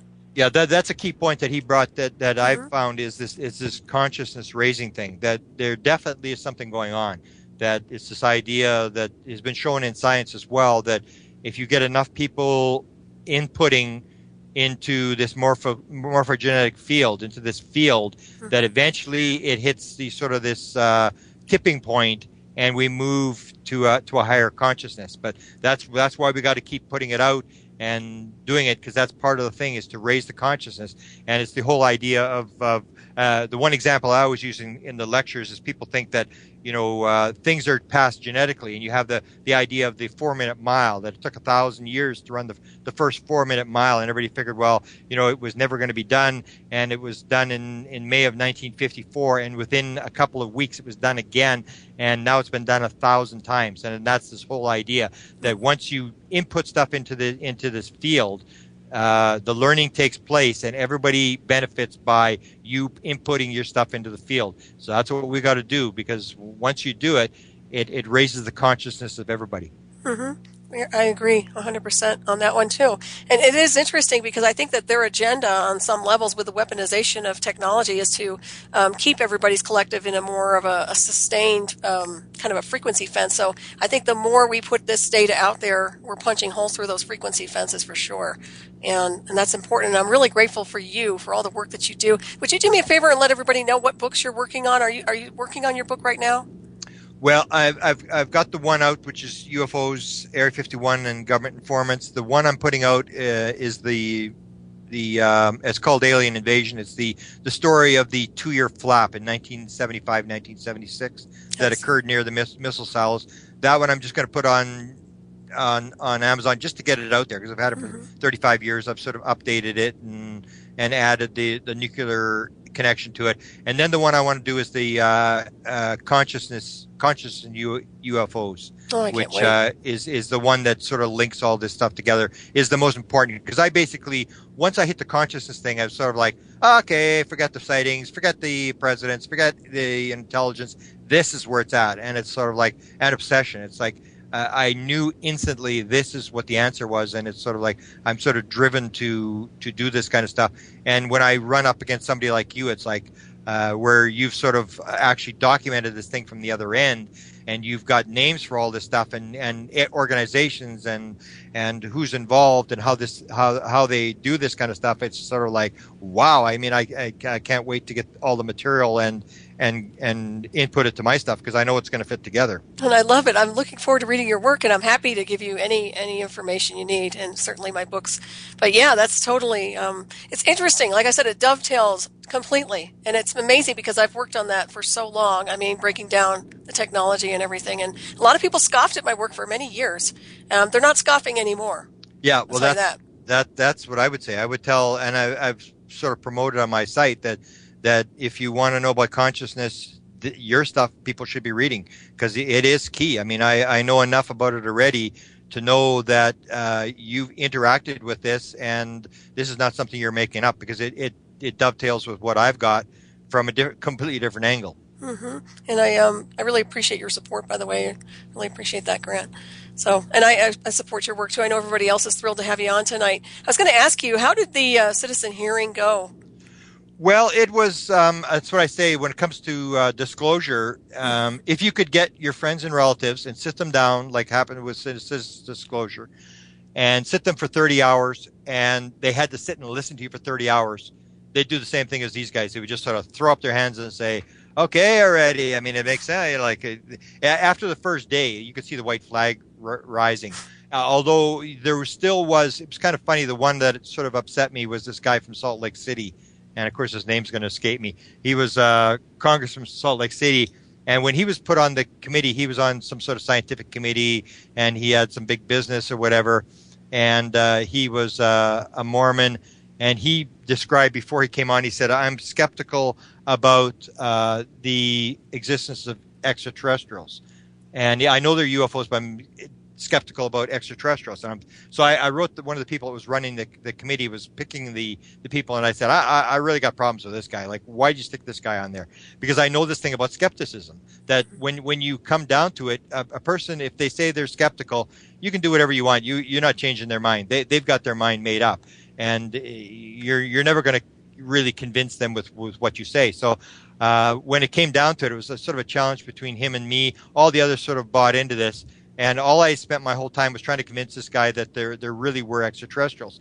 And in the end, he basically came back with the same thing. Like I'd bring up a document, he'd say, "That's the best document you got?" And I'd say, "Yeah, it's the best document I got. It's the Canadians being given a document that said, yes, there was a crash and it's for real." And it's like, what more do you need to say that there was a crash and there was bodies and stuff like that? And in the end, he makes the statement at the end, basically reaffirming it confirmed my sort of thing that you really don't really move many people off what their belief system is.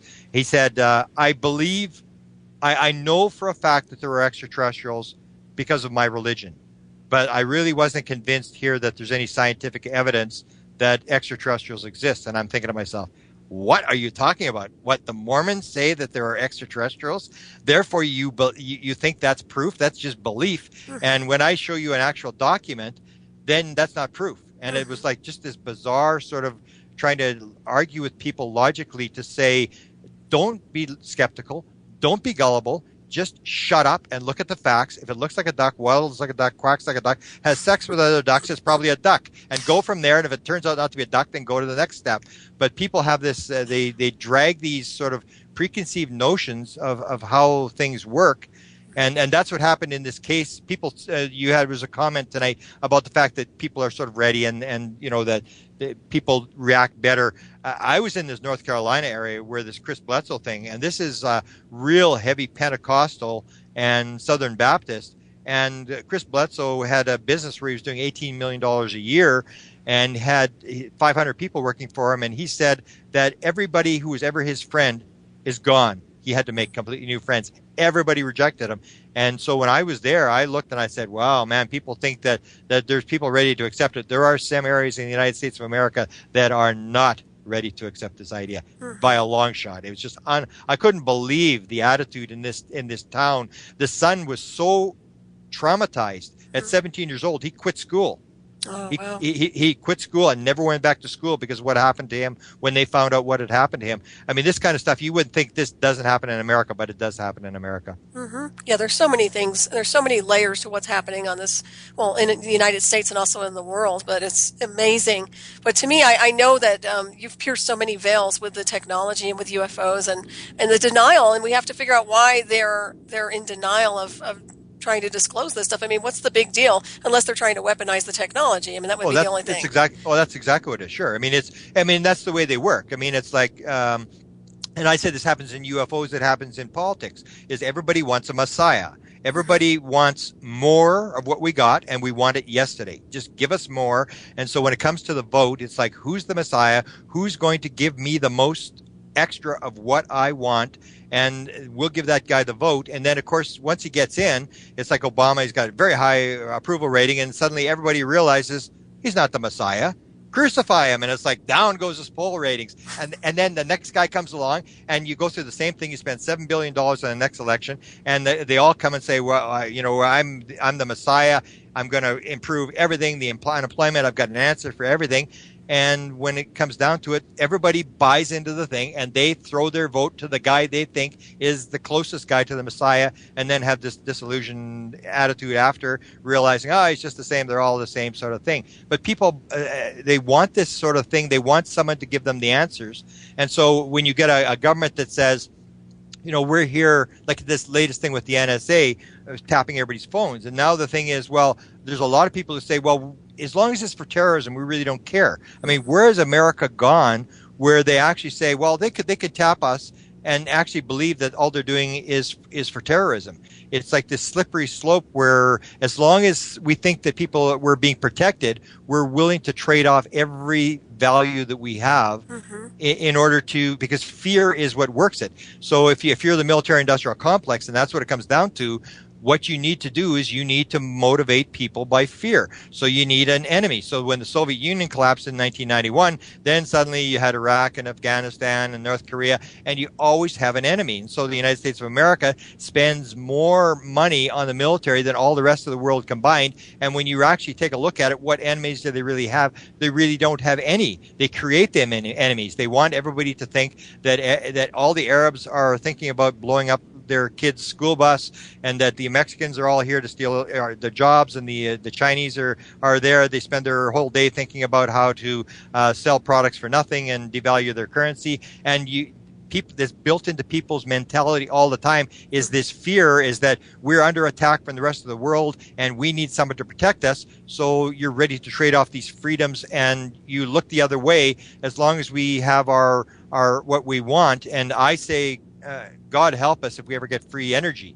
And that's why I think it's very important that consciousness is connected to this thing, that there is no free energy. At the end of the road, there's no free energy. You need the consciousness to make the free energy thing work. And we don't have the consciousness thing. That's why we're blocked out of traveling to the stars, whereas they can come here because they've developed the telepathy and the consciousness aspects. They can come here.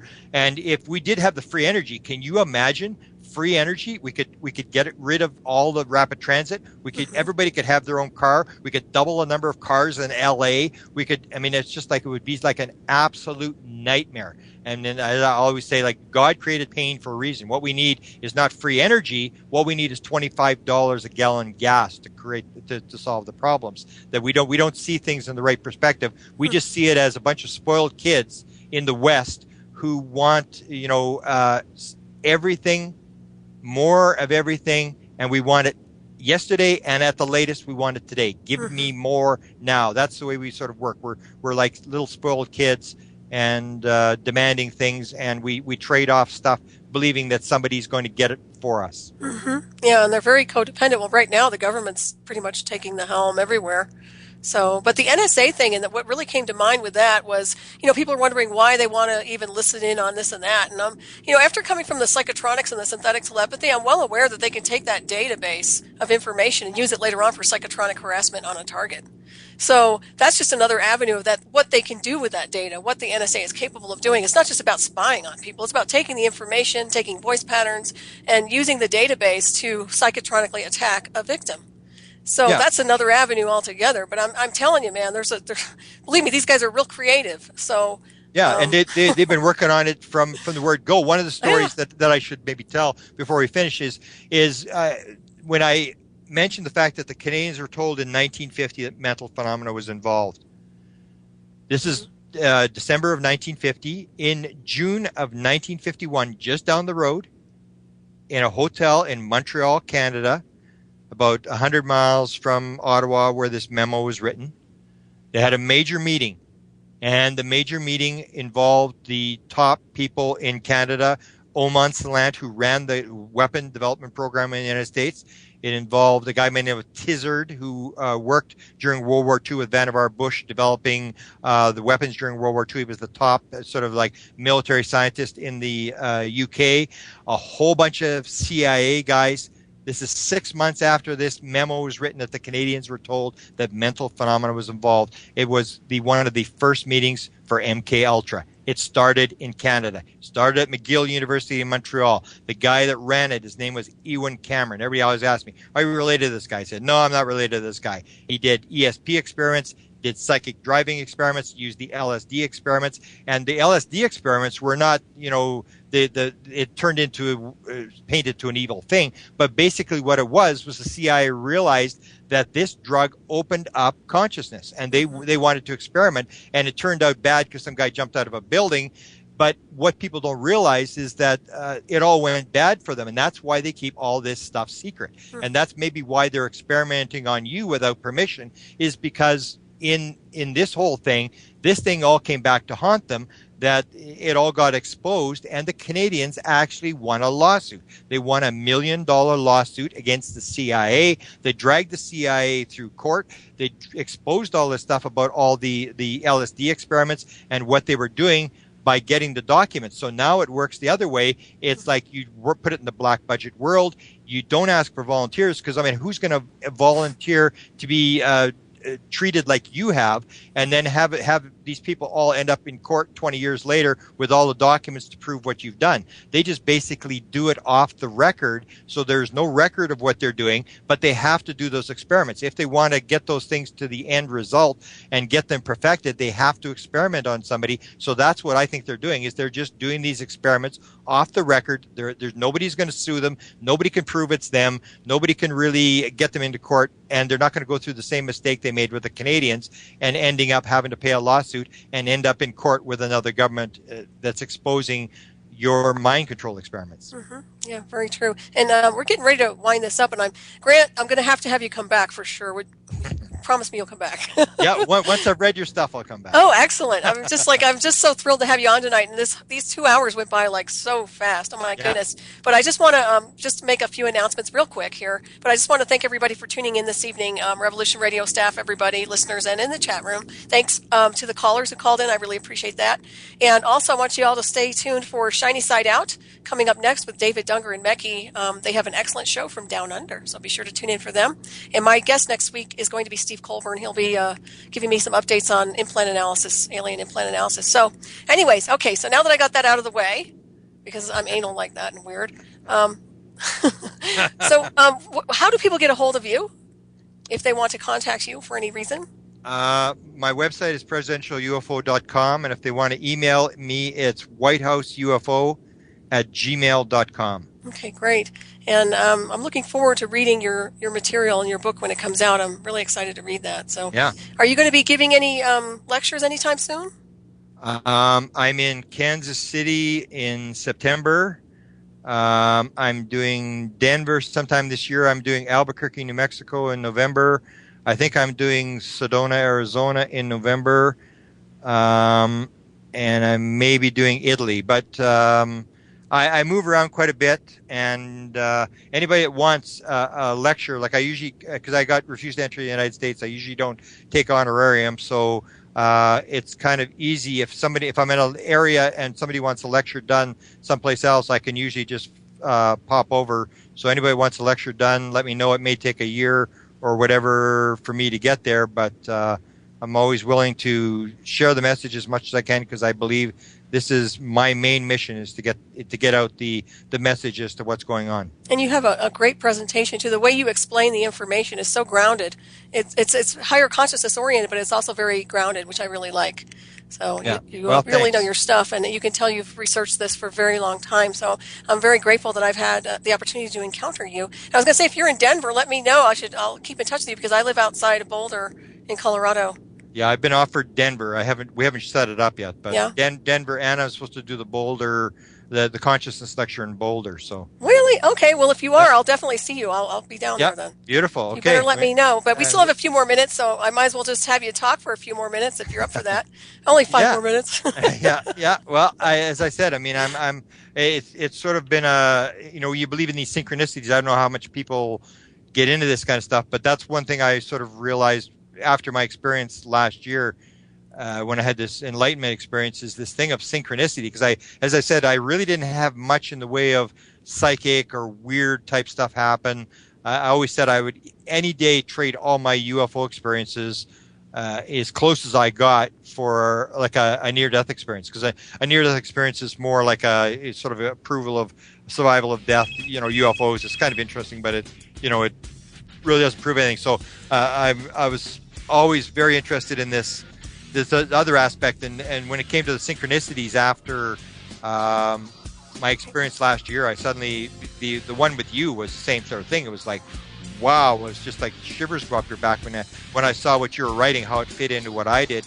And I've noticed that since last February, is all these weird things that have happened where the right people have showed up at the right time and given me exactly what I need to advance the idea. Exactly. Okay, Grant, I thank you so much for being on the show. I've got to let you go, because I guess we're switching gears here to the next show. Thank you, everyone, for listening. I appreciate it, and have a wonderful week.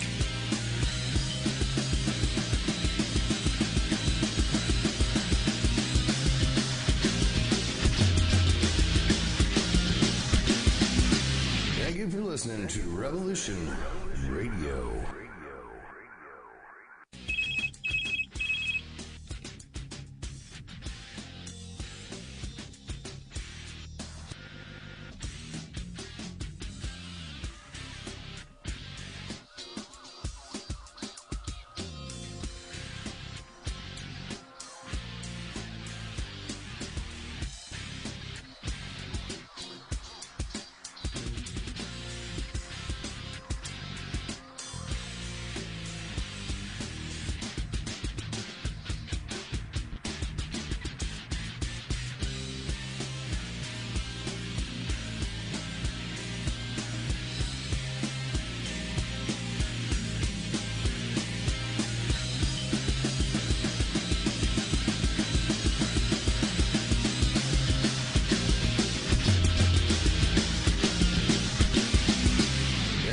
listening to